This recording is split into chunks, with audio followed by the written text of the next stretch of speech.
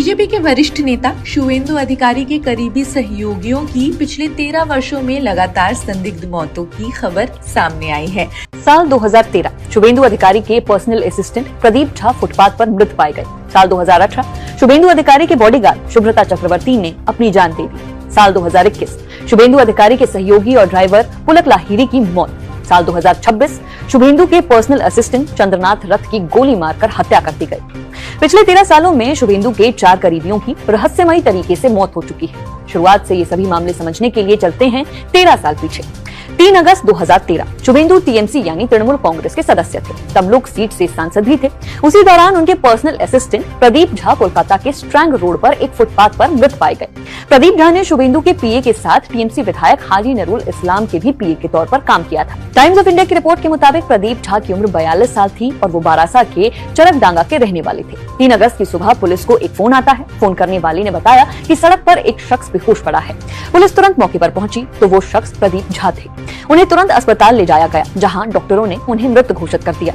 कुछ media reports में ये भी कहा गया कि मौत के दौरान प्रदीप झा नशे में थे। उनके पेट में लगभग 700 मिलीलीटर शराब पाई गई थी। श्वास नली में खाने के कुछ पार्टिकल्स फंसे हुए थे और उनके चेहरे पर चोट के निशान भी थे। हालांकि आधिकारिक तौर पर प्रदीप की मौत की वजह की अभी तक कोई पुष्टि नहीं हो पाई है। इस घटना को 5 साल बीत चुके थे। साल था 2018। इस दौरान शुभेंदु राज्य के परिवहन मंत्री थे। 13 अक्टूबर को खबर आई कि शुभेंदु अधिकारी के घर के पास पुलिस बैरक में उनके बॉडीगार्ड शुभ्रता चक्रवर्ती के सिर में गोली लगी है। उन्हें तुरंत अस्पताल में एडमिट कराया गया, लेकिन इलाज के दौरान अगले दिन ही उनकी मौत हो गई।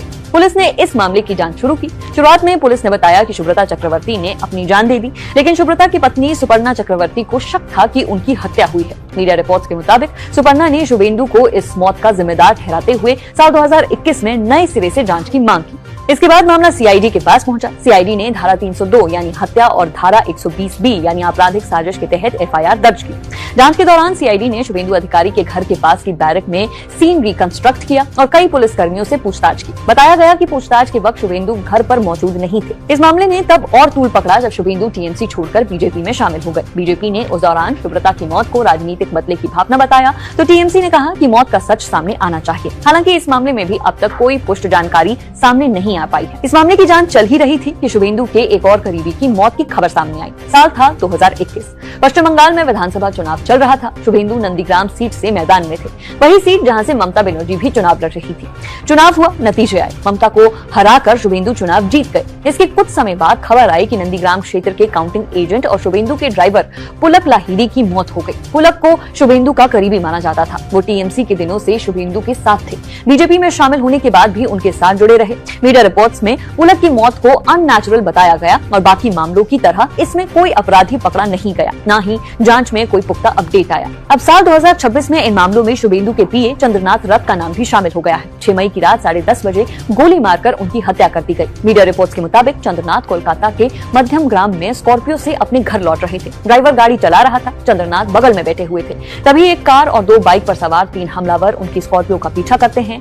दोहरिया जंक्शन के पास कार उनकी स्कॉर्पियो से आगे निकल गई और सामने जाकर गाड़ी रोक दी। स्कॉर्पियो ड्राइवर को भी गाड़ी रोकनी पड़ी। जब तक चंद्रनाथ और उनके ड्राइवर कुछ समझ पाते, बाइक सवार हमलावर बाईं तरफ से आए और फायरिंग शुरू कर दी। वारदात के बाद हमलावर वहां से फरार हो गए। गंभीर हालत में चंद्रनाथ को अस्पताल ले जाया गया, जहां डॉक्टरों ने उन्हें मृत घोषित कर दिया।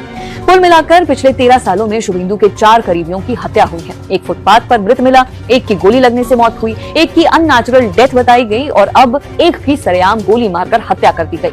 हर केस के बाद सवाल उठे, राजनीति भी हुई, आरोप प्रत्यारोप भी चले, लेकिन इतने साल बाद भी ज्यादातर मामलों में सच्चाई पूरी तरह सामने नहीं आ पाई है।